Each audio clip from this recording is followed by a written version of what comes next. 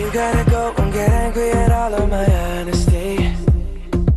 You know I try, but I don't do too well with apologies. I hope I don't run out of time, cause someone call a referee. Hola, ¿cómo están? Y bien, en este espacio nuevamente vamos con un tema que es el que nos ocupa, las elecciones 2017, especialmente para ustedes, nuestra teleaudiencia de toda la provincia, y sobre todo para esos chicos que van a votar y que tienen ya 16 años, teniendo en cuenta que en los estudios, en la investigación que realizó Fernando y Mariana Guayar para ustedes, vemos que la mayor población precisamente es la que tiene 16 a 19 años y luego viene la de 20 años a los 24.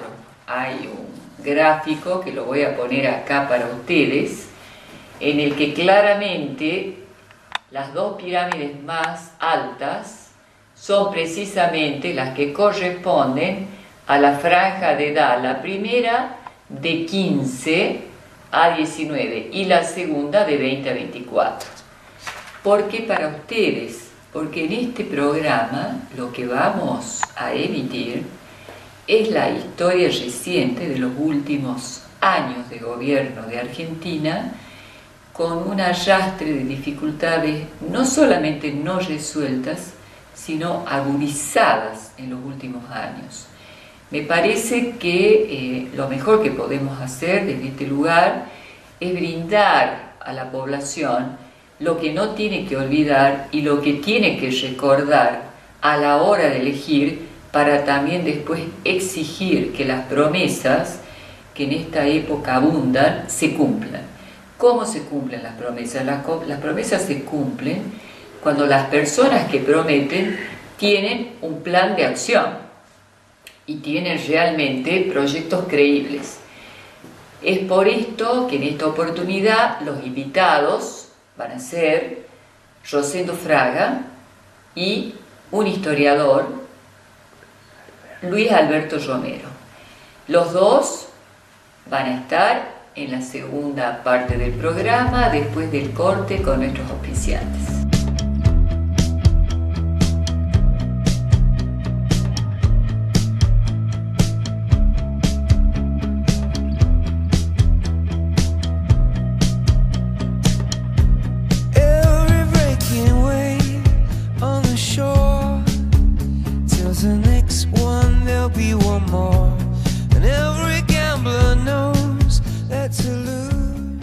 Me parece que la corrupción es tan grande y donde tal vez la justicia no tiene los tiempos que nos debería permitir a todos los ciudadanos que esperamos, especialmente los jóvenes, que tienen un doble mensaje, y realmente el mensaje es como si alguien comete un delito puede presentarse como candidato, que es una cuestión elemental, donde un niño de 12, de 10 años se pregunta si alguien es delincuente, tiene que ir preso, y si alguien no es delincuente se puede postular como candidato. Entonces esto confunde a los educadores, confunde a los chicos, al punto que realmente hay un descreimiento en los funcionarios y hay una intoxicación, les diría a ustedes, en lo que yo noto en la sociedad y en la práctica clínica. O sea, el descreimiento de los jóvenes es que no le ven un futuro a este país con este sistema que parece ser que va a garantizar una representación de ellos, pero que a la hora de la verdad, si uno escucha al productor primario, yo tengo mucha oportunidad de conversar con ellos porque mi familia se ocupa de esos temas, la alternativa es, inclusive algunos lo dicen, vendemos todo e invertimos en otro país, pero si vuelve Cristina Kirchner el populismo, porque no tiene salida. O sea, han pasado cosas que no se van a olvidar nunca. El 40% que tenía de gravamen, por ejemplo, sobre los granos, es una cuestión inaudita, que en otros países ha producido revoluciones y se ingresó a la democracia, o no se ingresó así en Estados Unidos. y con la Carta Magna. Entonces no se puede olvidar esto que ha marcado la historia como la independencia y el avance sobre un sistema que era más creíble vino precisamente por estos gravámenes y por esta injusticia sobre la producción primaria. Entonces no se puede, digamos, sostener la candidatura de alguien que es impresentable en el mundo. Esas son las cuestiones que los chicos en realidad se preguntan hoy y hay un consenso cuando uno escucha la opinión pública de los jóvenes. Ahora, ¿cómo hacer para que no vuelvan? Sería la pregunta. Bueno, participando es la única manera. Digamos, cada uno con su voto, todos los votos son importantes, ¿no es cierto? Y el conjunto de nuestras opiniones es lo que hace fuerza. Yo creo que por esto tiene mucha significación la participación para poder construir un futuro, porque lo contrario es retroceder, pero bueno, esto es lo que hay que hacer, digamos. Realmente los errores que se cometieron, malos hechos de corrupción, dentro de los cuales también hay mucha responsabilidad de la justicia, que tampoco avanzan las causas. Miremos el ejemplo de Brasil. En Brasil no demoran 12, 15 años en sacar una causa. Digamos, o sea que acá hay un procedimiento de una lentitud enorme. Pero bueno, con el gobierno anterior nos alejamos del mundo, cometimos errores tremendos. Pensar que la preocupación de la presidenta era, por ejemplo, demoler el monumento a Cristóbal Colón frente a la Casa Rosada, porque no quería ver a Colón porque era genocida. Bueno, ya personas que tienen esa mentalidad, bueno, la verdad es que son muy peculiares. Bueno, uno podría hablar desde el punto de vista de la salud mental. No va a ser, hemos tenido lamentablemente líderes políticos absolutamente paranoicos. En esa línea uno podría decir que Hitler tenía todos los rasgos de la paranoia. Existe la histeria en el límite y el borderline. Y la ciclotimia, donde se pasa pasionalmente de la manía a la depresión. O sea, habría mucho que aportar en ese tema en lo que a salud mental se refieren estos líderes. Pero volviendo a un tema que a mí sí me interesa rescatar, porque son los chicos los que van a votar. La raza humana es sugestionable por estructura. Cuando uno ve los medios y uno ve lo que aparece en relación a este desorden que se produce, los piquetes, los cortes de calle, y la cantidad de dinero que se puede hacer en 12 años de corrupción para poder producir también estas cuestiones, ¿cuál sería el punto de vista de ustedes y tal vez una advertencia a los medios que muestran un desorden que tal vez no es tan grande, pero que sí impacta a nivel nacional? Porque la imagen tiene mucho peso. Bueno, yo creo que la democracia funciona cuando hay una confluencia, digamos, entre la voluntad del ciudadano, que se expresa votando en un momento, después se expresa de otra manera también, y la gente que aspira a dirigir a esos ciudadanos. Tiene que haber una confluencia. Si solamente está la voluntad de cambio en el ciudadano, pero la clase dirigente, por llamar de alguna manera, está en otra dirección, ese país no va a funcionar, como es lo que en muchos momentos ha vivido Argentina. Entonces, a mí me parece que el sistema político argentino, este precario que tenemos, este personalismo que tenemos, está en deuda con la ciudadanía en la medida en que no le muestra un rumbo. Yo creo que ese es el desafío que tiene el presidente Macri. Tiene que mostrar un rumbo al país, tiene que decir cómo resolver los grandes problemas. Primero tenés que identificarlos. Y usar los medios para eso, y usarlos un poco más, porque la falta de presencia, ese vacío, digamos, en relación al mensaje, también genera una cierta incertidumbre. Sí, y además el combate político de ideas tiene que ser un combate entre personas con convicción, personas valientes. O sea, no puede uno temer determinadas reacciones para llevar su propio programa, en la medida que ese programa tiene una legitimidad política. El gobierno tiene muchísimos problemas pendientes, está bien que son heredados la mayoría. algunos no del gobierno anterior, sino por ejemplo la llamada grieta de los años 70, que es el peor legado que nosotros estamos dejando a las nuevas generaciones, es algo que el gobierno debe encarar de alguna manera, debe decirle al país cómo piensa que se va a resolver. Se va a resolver por inercia biológica, digamos, hasta que se muera el último activista de los años 70, o se va a resolver de una manera inteligente. En fin, el presidente ha hecho una cosa interesante, no me quiero extender mucho, pero ha creado una especie de secretaría de alto rango, algo así, que dirige la canciller Malcorra, la dirige de España. Entonces está constituyendo una especie de comité de sabios que le ayuden a él a tomar determinadas decisiones.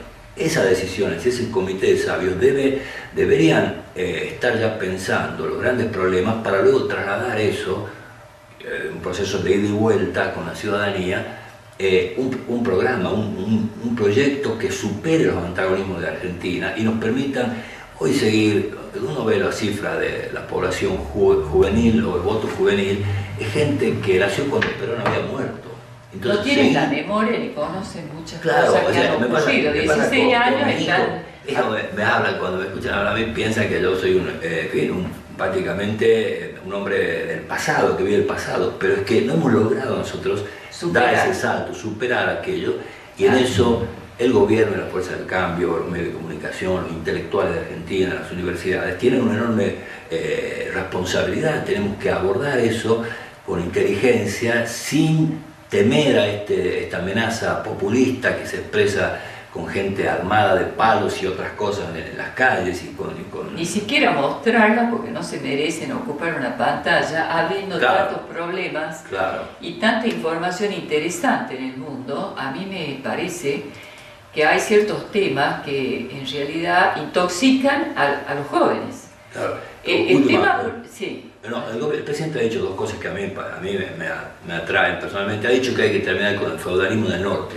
Ha dicho categóricamente el plan Belgrano. Bueno, ¿cuándo vamos a terminar con el feudalismo del norte? No lo sabemos todavía. ¿Cuándo lo implementamos? Y ha dicho otra cosa, que hay que luchar contra las mafias. Bueno, en algunos casos sí se han visto hechos concretos. Asalada, en algunos casos más. Bueno, es que ahí tiene que haber una política de Estado y tendrá que exponer el presidente quiénes son los que se oponen a ese ataque a la mafia y quiénes son en consecuencia los cómplices de ese Estado mafioso que todavía vive en Argentina, ¿no? Altamente peligroso, porque si uno estudia el destino político que tiene el dinero producido por el narcotráfico, que va de la mano del tráfico de personas, altamente documentado, es complicado, porque uno estaría ensayando las votaciones, algo que después se decide, como se ha decidido en este país, porque entra un aporte importante de dinero que viene del narcotráfico. Entonces, me parece que es un juego de niños empezar a ensayar, inclusive las votaciones, como una puesta en escena de algo que después no ocurre si es que todavía seguimos siendo dominados por estas fuerzas que lamentablemente dominan, hasta donde yo sé, muchos gobiernos de Occidente. Así que creo que esto que usted dice, doctor, es fundamental. Y ya que está acá, quiero mostrarles un regalo de José Armando Caro Figueroa que se llama Cavilaciones de un observador solitario, 2012-2016. A ver si lo podemos acercar, Fernando, que es un libro que está recién salido del horno. Gracias, doctor. Esto va a ser para la producción, chicos, para estudiar un poco más, a ver qué nos dice en este libro y para que lo invitemos como hicimos con aquella oportunidad, que fue un libro que te llevó mucho tiempo, ¿no? Sobre los gremios. Sobre el derecho de huelga. Interesante. Muchísimas gracias por acompañarnos y seguramente durante el 2017 esta conversación nos permitirá retomar qué pasa después del 13 de agosto, Así que la cita es después del 13 de agosto. Después del 13 de agosto hay que prepararse para el 22 de octubre. Ahí tendremos un poquito más de información. Muchas gracias por acompañarnos. Hasta la semana que viene. Bueno, así celebraba el locutor un viaje de 4 horas y media a Mar del Plata en los años 50, calculo. Sí, más o menos, sí. Nosotros ahora estamos celebrando que llegamos en 7 horas. Bastante menos de las 13 horas que se tardaba más o menos hace 3 años con un esfuerzo económico sideral. ¿Qué nos pasó? Bueno, me parece que es una perfecta muestra de lo que es la decadencia argentina, ¿no? Es decir, el peronismo está sucedió en la época en la que todavía la Argentina era un país en expansión, un país sólido, un país próspero, ¿no? Y además de eso con un Estado capaz de manejar estos emprendimientos, ¿no? Y desde hace 40 años venimos en una decadencia que el caso de los trenes la muestra muy claramente, ¿no? Tuvimos un sistema ferroviario muy bueno para su época y ahora no tenemos casi nada. ¿Y si tuvieras que identificar 2 o 3 razones para ese proceso? No le pidas a un historiador que te lo sintetice tanto, ¿no? Pero yo creo que hay una inflexión en esa curva de una Argentina robusta a una Argentina decadente en la década del 70, mirando en conjunto a la primera mitad revolucionaria y la segunda mitad de la dictadura, ¿no? Y ahí me parece que el hilo más grueso, en mi opinión, ¿no? Claro, ¿no? Tiene que ver con el Estado, ¿no? Con que en la década del 70 se derrumba la posibilidad de que el Estado sea siendo el músculo activo de la Argentina y la solución que le encontramos a ese y a otros males fue desarmar el Estado, ¿no? Y esto de desarmar el Estado ha sido, yo te diría, casi como una política de Estado, ¿no? Porque distintos gobiernos con distintas intenciones y diciendo cosas muy diferentes, todos contribuyeron a estropear la administración, estropear las agencias, retirar al Estado de lugares donde no podía ser retirado, ¿no? Y creo que hemos llegado al punto culminante de esto con el kirchnerismo. Creo que el kirchnerismo es como la culminación de esta larga historia de destrucción del Estado que ahora debería revertirse. Esto es el programa para la Argentina, ¿no? Ahora, lo que estás planteando, para lo que es el discurso corriente, casi te diría el sentido común, es una enorme contradicción, una enorme paradoja, porque si uno hiciera una encuesta, la apoteosis del Estado habría llegado con el kirchnerismo y lo que viene a hacer Cambiemos y Macri es justamente a desestatizar. Bueno, y vos planteás que es al revés. Sí, absolutamente, ¿no? ¿Qué es el Estado? El Estado es las instituciones, es sus agencias, su administración, es la gente que la hace andar y la idea de que hay una norma detrás de todo eso, ¿no? Una norma que tiene que ver de alguna manera con el interés general, ¿no? El kirchnerismo fue un grupo, el grupo más audaz del conjunto de grupos que otras veces hicieron eso, que se apropió del Estado, es un equipo venido de la política y lo usó para lo que leemos todos los días en los diarios, para chupar y juntar en algún lado, ¿no? Y lo que quedaba del Estado, que era la institucionalidad, la división de poderes, algunas agencias que funcionaban bien, una a una fueron destruidas por el kirchnerismo, ¿no? Así que con un discurso muy estatista creo que terminaron de deshacer lo que había, ¿no? Que eso es lo que el gobierno sintetizó en ese documento, el Estado del Estado, ¿no? Ahí quedó muy bien dicho eso. Otras transformaciones que estamos viendo, de más corto plazo, de más corta duración, ¿cómo ves la reconfiguración que parece haber hoy en la vida de los partidos en la Argentina, en el diseño de los partidos que dominaron la política durante tanto tiempo? El 2001 parece haber traído una crisis al radicalismo, que bueno, ahora está subsumido, no sabemos muy bien de qué manera, me gustaría escucharte sobre eso en Cambiemos. Y ahora parece haber una crisis en el peronismo, por lo menos una crisis de liderazgo. Siempre en el peronismo que no esté claro quién es el líder es más traumático que en otras comunidades, digamos. ¿Vos crees que son fenómenos episódicos o que la Argentina está ante una era o en los albores de otro ciclo político con otros actores, con otras configuraciones, con otra forma de representación? Y sobre todo con otras contradicciones ideológicas, ¿no? Claro. Por empezar, una cuestión formal. Muchas veces cuando se habla de la crisis de los partidos se piensa en un sistema de partidos que en la Argentina nunca existió, ¿no? El modelo de partido que los libros llaman el partido moderno, con afiliados, etcétera, en la Argentina no existió. Existió el peronismo, existió el radicalismo, el peronismo y luego partidos menores de existencia efímera. La situación del peronismo, yo no creo que sea demasiado distinta de la que tuvo en el año 83 con la derrota electoral. El peronismo, cuando le va mal en una elección, renueva el liderazgo. Parece que se desarma, pero finalmente hay una gran vocación para seguir a un líder. En cuanto lo encuentren, lo van a seguir, ¿no? Creo que ahora están con el problema de Cristina, que estorba en esa renovación, pero estoy seguro de que se va a rearmar un poco más republicano, un poco menos republicano, pero no creo que haya un gran cambio en la historia del peronismo, ¿no? Lo de Cristina, ¿cómo lo interpretás? ¿Esta separación es meramente táctica? ¿Es un ardid electoral? ¿O realmente ella es una rama que cobra vida por otro andarivel distinto del clásico de ese partido? Bueno, lo de cobra vida es, digamos, lo que menos me suena de tu frase es lo que cobra vida, ¿no es cierto? Porque más bien me parece que es como el último gran esfuerzo que hace para mantenerse vigente y para utilizar el capital que le queda, que claramente es un capital que se va deteriorando. No sé si se notará en esta elección o en la próxima, pero ella no puede sostener desde el llano. Primero desde el llano, porque nunca lo hicieron desde el llano, ¿cierto? Pero menos ahora un liderazgo que ahora se ha limitado a la provincia de Buenos Aires, ¿no? Bueno, ahí sigue siendo importante, pero me parece que no es algo que vaya a sobrevivir.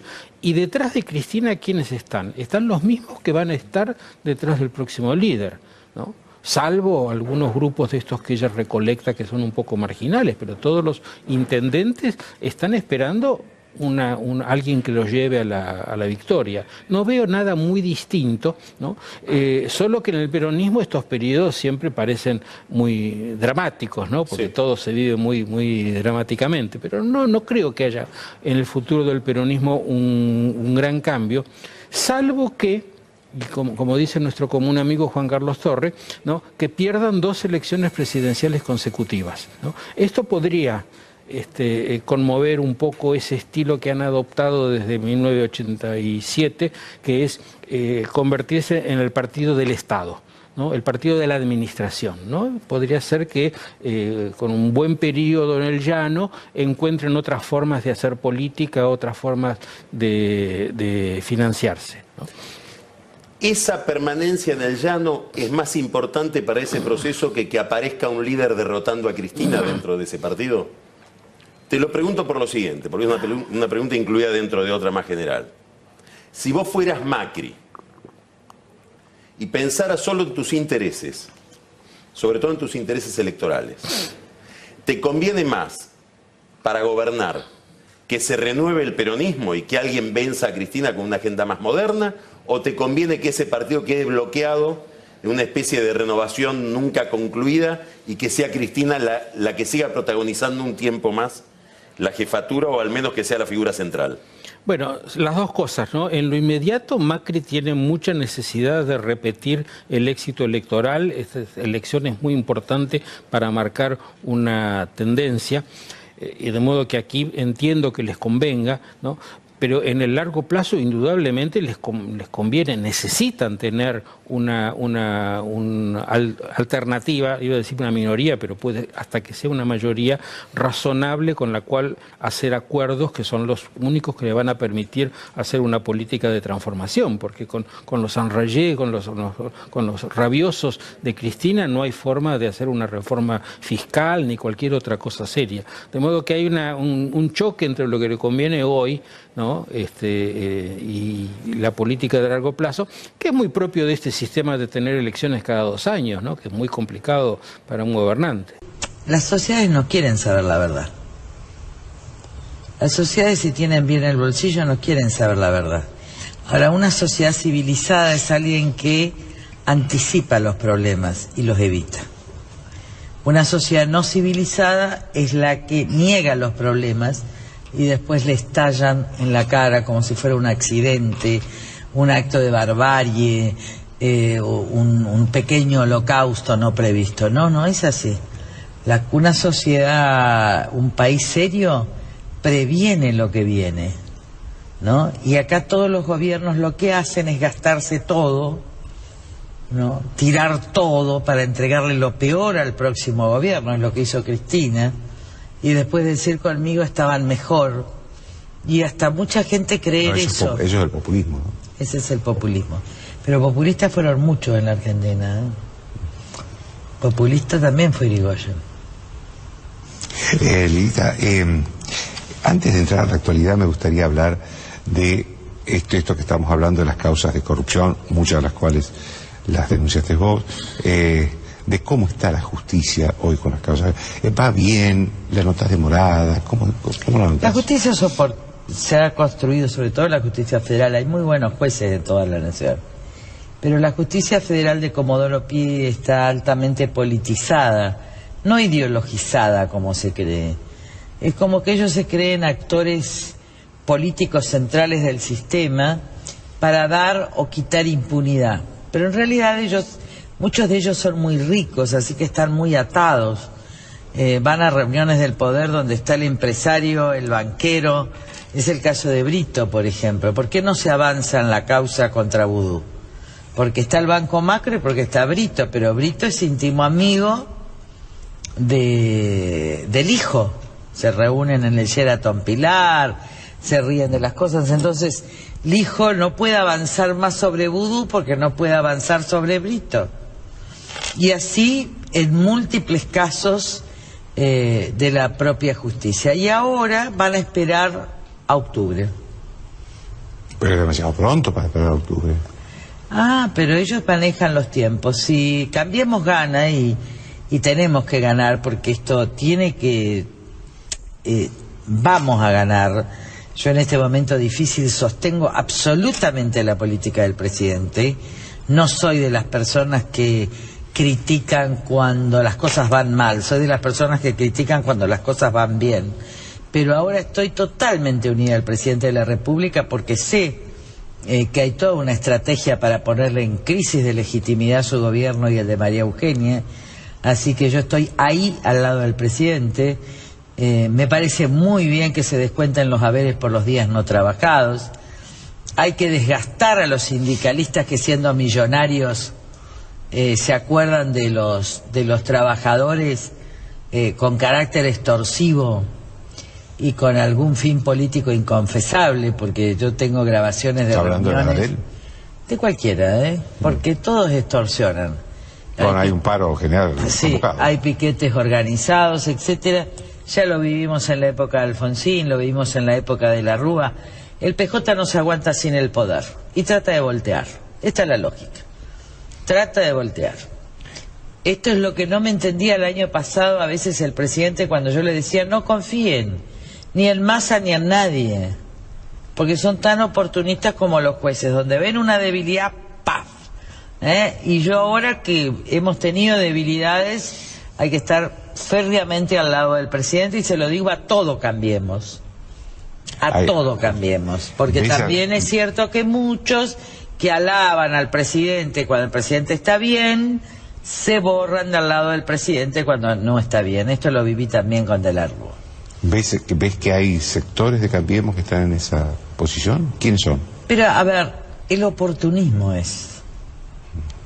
El oportunismo es. Yo he visto muchos radicales, por ejemplo, alabar a De la Rúa y después abandonarlos, de pelear por los cargos y después abandonarlos en un momento de debilidad. You gotta go and get angry at all of my honesty. You know I try, but I don't do too well with apologies. I hope I don't run out of time, 'cause someone call a referee.